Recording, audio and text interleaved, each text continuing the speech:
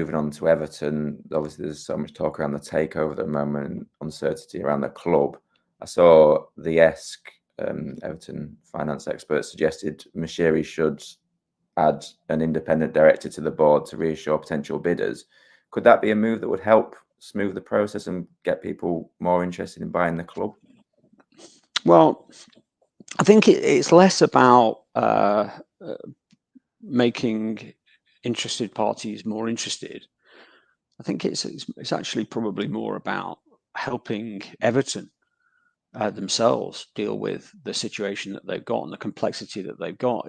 It's not straightforward for the existing management team to be dealing with what they've dealt with. They've done amazingly, actually, to over the last, let's say, year, 18 months, to deal with just a collection of very, very difficult corporate infrastructure and regulatory matters at the same time as a team, struggling on the pitch. And they've done an amazing job in that. But from what we can see from the outside, that management team is quite thin and it's quite reliant upon at the top in terms of decision making, Mashiri. And I think the point that the ESC is making is surely it would be good for the club, but also for the other stakeholders outside of Mashiri to have somebody independent who could assist the board with their decision-making process, could assist with dealing with the issues that Friedkin had that forced him to pull out,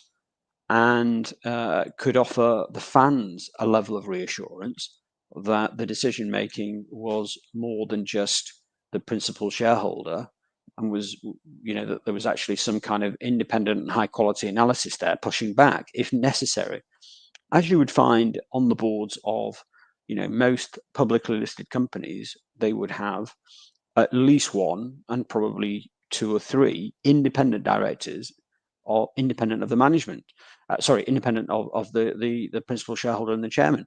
And in this situation, Everton seem to have people whose expertise is either not corporate finance, corporate restructuring, the sale of assets, not experts in, say, debt, but more experts in infrastructure projects, or people who are close to Mashiri. So I think the point he's making is that the board seems unbalanced in terms of its skill set, and therefore I think he's asking, could a better result be achieved if there was one or two people to supplement the existing board in making those decisions over the next few months, because it is such a complicated situation? I think it's a reasonable point. And then looking ahead to the new stadium next year, Everton have claimed the commercial deal they've signed with Aramark, which is to help the fan experience at the new stadium, is one of the biggest in the club's history. How important is it that they get these deals in place before the move, well in advance of that, to get the pieces in place?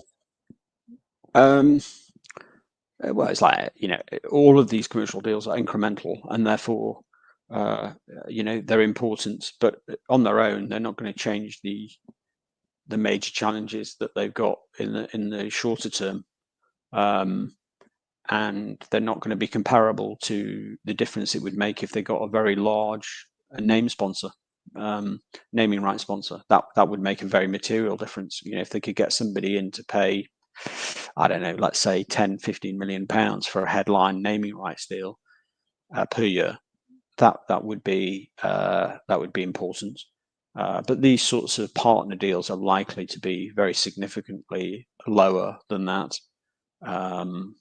That they have named Castore as a founding partner as well, but I suspect a lot of that is to do with the commercial deals around either the kit in Castore's case, or in the kind of catering and fan experience on this other partner. So I would think it's not that dramatically material, to be honest. In terms of name rights for the new stadium, obviously there's quite a few different clubs that want to get stadium name rights deals at the moment. Are Everton, given they're moving to a new stadium, does that put them in a better position, given that they're not taking over from an old name, it's a brand new name, it's worth a bit more? Yeah, Virgin naming rights will be more valuable than trying to rebrand an existing stadium. But we know that there's an upper cap at the moment, because we know Spurs have been in the market for many years now, since before it was built, and haven't been able to find somebody to take it at the valuation that they think it's worth, which is probably, I would think, somewhere in the order of, let's say, 30 to 40 million per annum. And so if they can't find that sponsor, Spurs can't find it, then you would think that they can only expect a discount of that at Everton. And of course, one of the biggest naming rights parties, Allianz, have just taken Twickenham. So whether that means that they are continuing to spend on naming rights deals or not, we'll see.